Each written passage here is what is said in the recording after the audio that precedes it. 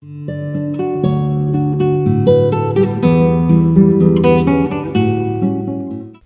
to Hope After Brain Injury, where we walk out of the box to make a difference in lives of people all over the world in this whole field of brain injury.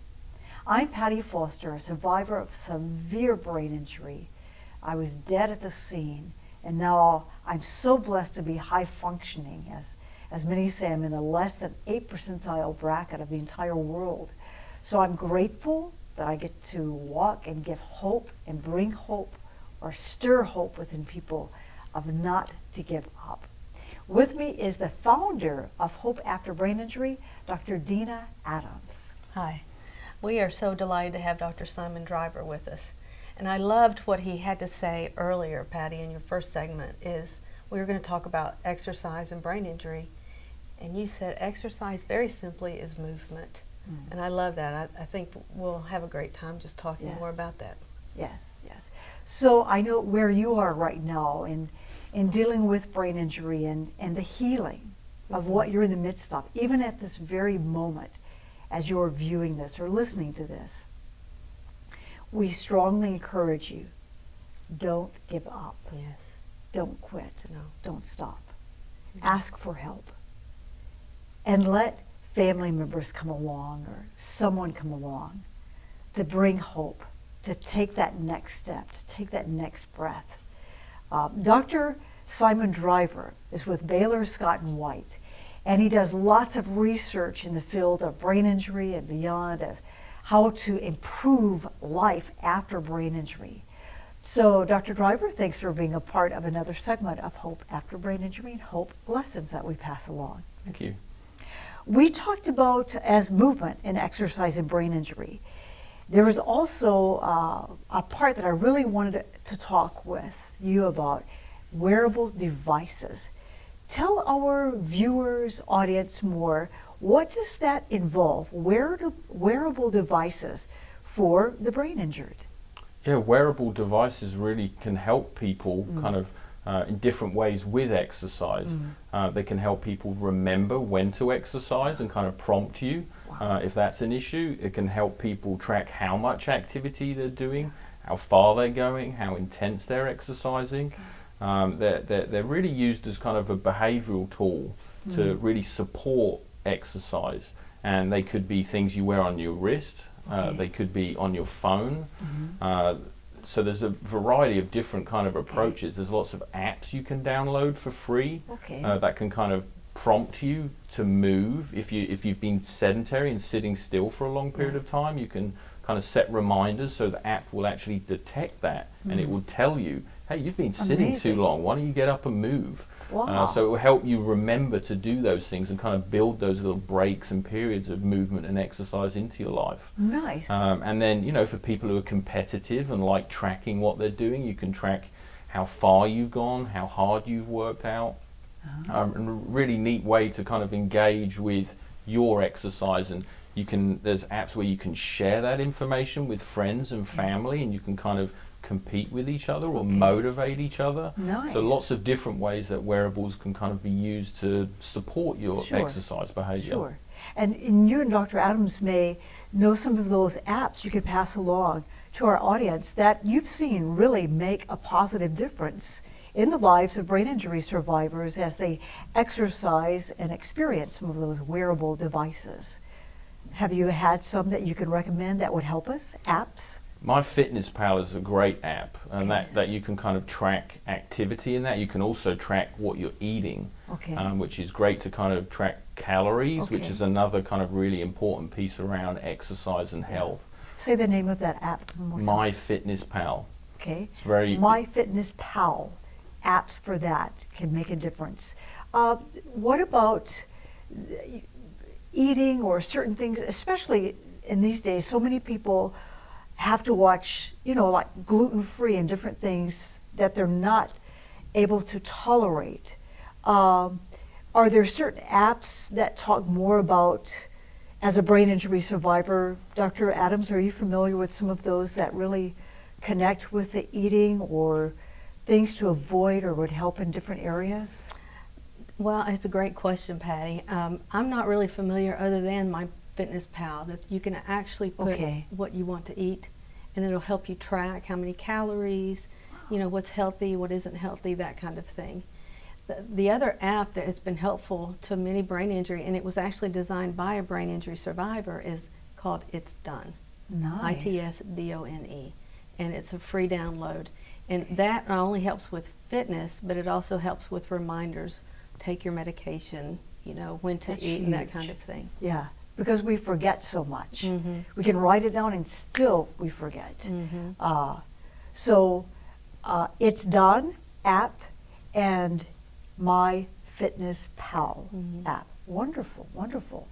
Talk with us some more about the wearable device, or from a hope aspect. Dr. Driver, Dr. Adams, what kind of a resilience maybe you've seen in the survivors of brain injury to watch it boost their confidence?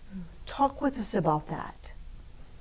Dr. Adams, why don't you start, since you're Hope After Brain Injury founder. What are some things that you've seen that boost a survivor's confidence to build their hope when they're starting to exercise, or just say movement, to have movement? Yeah. What have you kind of witnessed and experienced and seen? Thank you for that, Patty. I think that brain injury, you've heard that, maybe you've heard this, I know Dr. Driver has, what fires together, wires together. So if you can move and have some kind of exercise while maybe reading or talking to someone, it helps get those cognitive connections back. And so that's one of the benefits of it. And then any time that we can have small progress steps, man, it really helps anybody, but especially brain injury. And most of the survivors who have gone through rehabilitation actually start in yoga or something very soft in their movement as much as they could, and then they move into something a little bit more elaborate. And Dr. Simon, you have been the principal investigator of some serious research studies. Give us an idea about what those have come up with, and that way we can help other people. So one of the projects we're using involves a wrist-based device that people wear, and it tracks how many steps they do. And each day and each week they have a goal for the number of steps that they do. And that reinforcement, that it tracks their behavior but shows them, hey, I can reach that target, maybe I can get a little more. And they increase how far they walk or how far they swim or bike. And each week and day, adding on a little bit more, they have that success, and they can kind of see their progress over time. And again, they can compare it to other people, other participants, family members, and kind of exercise and progress as a team. That's nice. May I throw something else out? This is not age discriminatory. So it can be somebody that's had, somebody that's had a brain injury as a young child, as an adult, even an elderly, which we know falls create a lot of traumatic brain injuries. And even my grandmother, bless her, she used a walker, but every time she'd go to the restroom and she'd come back, she'd do an extra loop around the living room or her living space. So it doesn't have to be a big formal thing. It can just be a little bit better, a little bit extra. That's nice. You know, and you mentioned the band. It can help to remind you, you've walked so many walks or steps. What about when you're coming near something? Because I'm thinking about brain injury often, earlier on for me especially, I wouldn't be aware of something on my right side, and that's where the greatest damage was. And so I could easily hit the wall or the door as I'm going through because I wasn't aware of that spatial area there. On some of these apps, for say a wristband, are any of those aware of that kind of tracking to kind of get your attention? Kind of like a car. You see a lot of cars that when you're going out of your lane, it will get your attention to respond and get you back on. Are there any apps in that area, you know, about exercise when you start losing your balance or that kind of equilibrium thing that might remind us? I'm not sure there's anything that specific. Okay. There are some devices that will tell people if you've fallen, for example. So you might wear a device, and if you're maybe fall, it picks up that something happened at an unusual speed, and that can send a reminder to a loved one if that's an issue. But a lot of these devices will track heart rate, and that will tell you how hard you're working. So it'll give you an indicator of, hey, I'm working at a good intensity, or maybe I've pushed it a little much and my heart rate's really high, so I should take a break. So it can give you feedback on that level of kind of detail. Nice, good. Good feedback along the exercise road. Yes, absolutely. Yeah. I think of wearables as kind of a partner in your journey, and you just have to find the right partner. Nice, nice, good rhythm. Yes, yeah. Well, how about, as we close, how about let's open up for some closing comments from you and Dr. Adams about this whole mechanism of exercise, brain injury, hope. So for me and the people we've worked with over time, I always say exercise is a journey, right? It's something that you can start small and get big. Absolutely. But as long as you're trying and you're hoping and you're working towards something, you have a purpose. Could be a walk around a block, that could be your purpose.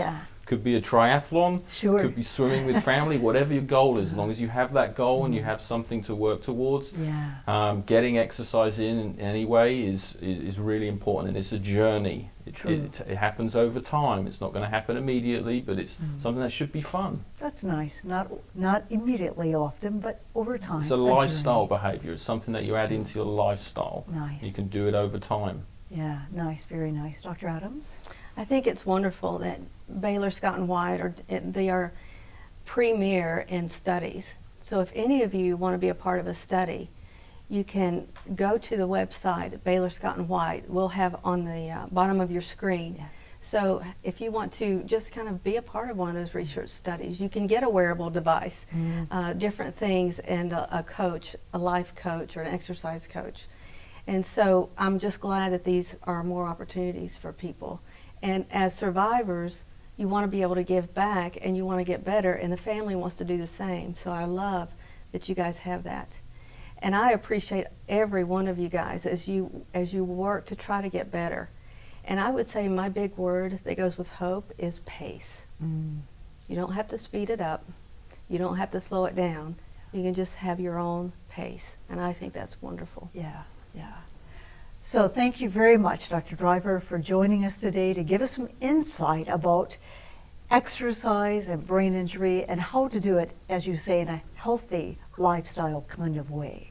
Dr. Adams, wonderful to have you join us about talking of hope and exercise. Absolutely. Yeah. Absolutely. So thank you so much for joining us. We would love to talk with you. If you would like to contact Dr. Driver, what's the best way for them to get in touch with you? You can email me. It's simon.driver@bswhealth.org. Great.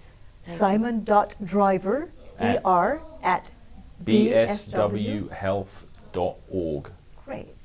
And with Dr. Adams or myself, you can visit us from hopeafterbraininjury.org. You can just visit the site and email from there. Or you can go to my site, pattyfoster.com. That's Patty with an I, foster.com.